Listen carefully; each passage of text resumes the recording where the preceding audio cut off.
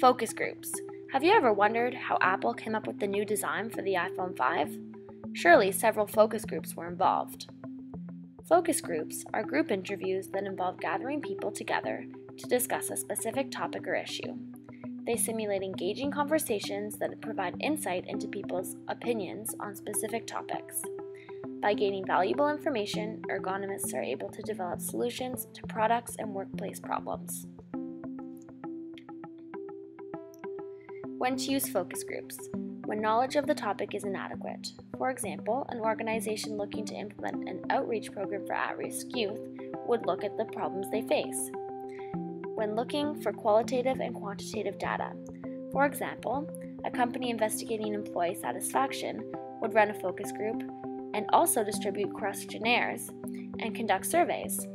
In addition, focus groups look at evaluating existing products and services. For example, Apple might conduct a focus group to look at opinions on the iPhone 5. Advantages and disadvantages. There are many advantages to using focus groups. Firstly, they encourage participation from shyer participants who may not have otherwise expressed their opinions. This is very important as each participant's opinion is vital in obtaining valid results.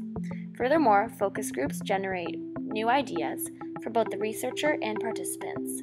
Most importantly, focus groups are a very efficient way to obtain information on a topic of interest. Focus groups also have their disadvantages. Firstly, the unnatural environment does not lend for a completely candid discussion. Furthermore, the data is neither generalizable nor statistically secure, as focus groups are not controlled experiments. Thus, focus groups do not provide conclusive data.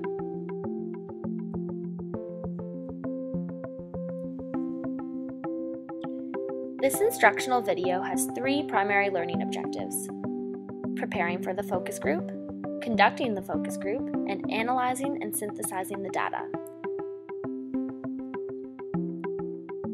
Preparing for the focus group.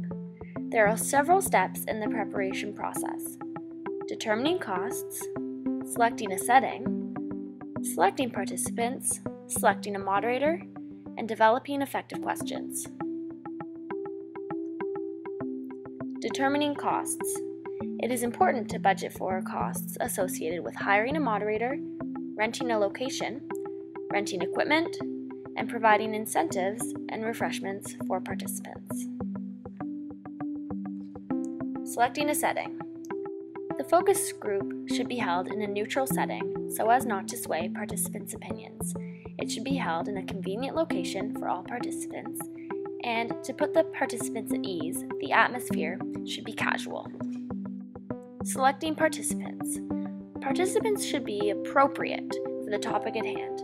This includes proper age, gender, career, etc.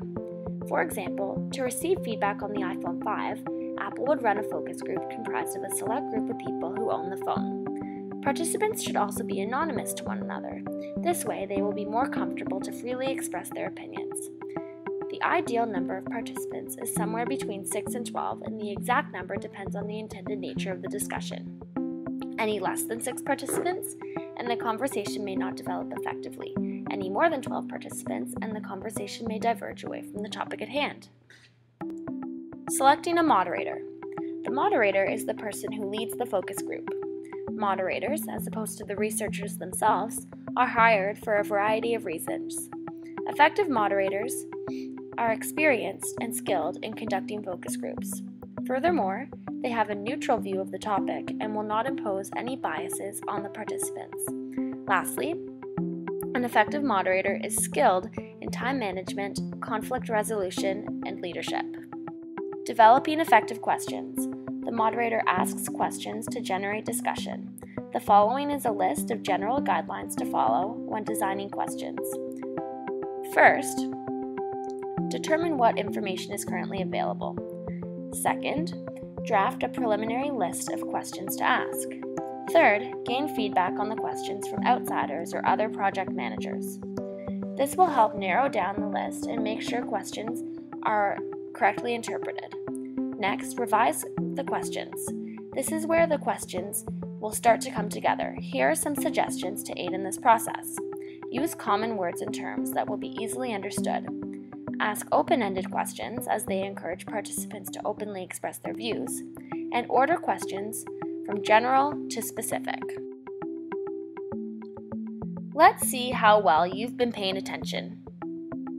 Quiz. What is the ideal number of participants for a focus group? A, 4, B, 6, C, 4 to 14, or D, 6 to 12?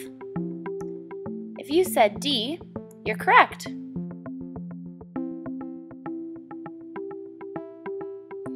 The first objective was preparing for the focus group. Now, let's take a closer look at objective number 2, conducting the focus group. Focus groups are designed around the concept of free-flowing thoughts and ideas. However, in order to yield high-quality data, there is a certain degree of structure that must be maintained. The components of conducting a focus group are organized into 6 stages: initial gathering of the group, introduction, warm-up, product handling, discussion, and conclusion. Initial gathering of the group. Upon arrival, the moderator welcomes participants and directs them to the sign-in station to complete paperwork and receive anonymous name tags. Once everyone is seated, the assistant moderator turns on the video camera, the audio recorder, and prepares to make detailed notes.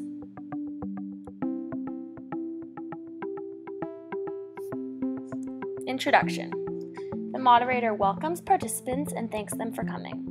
She clarifies the goal of the session and alerts them to the recording devices. She also establishes rules and regulations and goes over any other logistics prior to the commencement of the session. Warm-up. The moderator runs a warm-up or icebreaker to place the participants at ease with one another.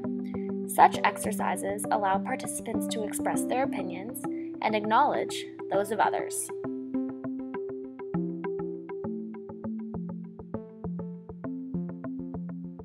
Product handling.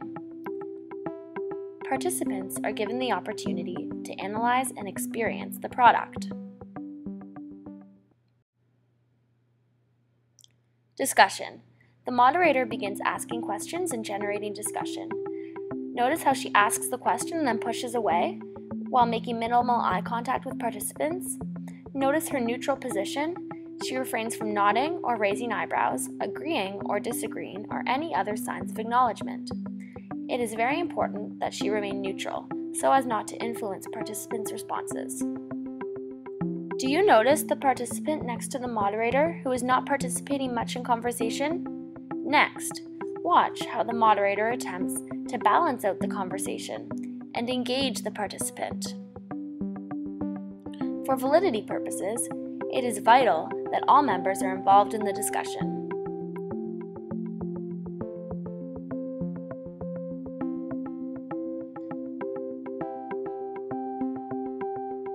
At some point during the session, the moderator may decide to distribute questionnaires. These are simply methods to supplement data collection and ensure that qualitative and quantitative data are obtained.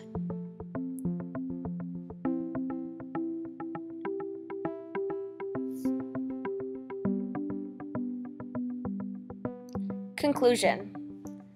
After about 2 hours, or once the moderator feels that the main goals of the group have been reached, she begins to wrap up the discussion.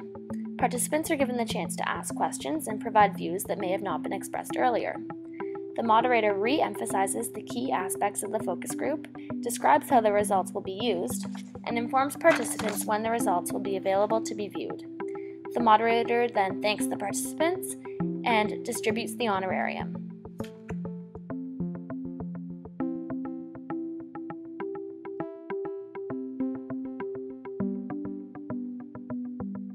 First, we learned how to prepare for a focus group. Then, we just finished learning how to conduct a focus group. Now, let's move on to step 3, analyzing and synthesizing the data. The first step in the analyzing process is to identify the type or types of data collected. This may include the actual text of what each participant stated, audio tapes or recordings of the participants' discussions, notes taken by the moderator, and/or items recalled by the moderator. The second step is to identify the qualitative data analysis technique appropriate for analyzing these data. This can be transcript-based analysis, which involves the transcription of video and is the most rigorous technique. A second technique is tape-based analysis, in which the transcript is created by listening to the audio recording of the session. A third technique is note-based analysis, and a fourth is memory-based analysis. The third and final step is to categorize and interpret the information. This involves revisiting the purpose and goals of the focus group. This step helps give meaning to words and phrases and helps to identify trends, themes, patterns, ideas, and concepts that occurred within the discussion. To aid in this, direct quotes may be selected. And that wraps up our lesson on focus groups. Thank you for listening.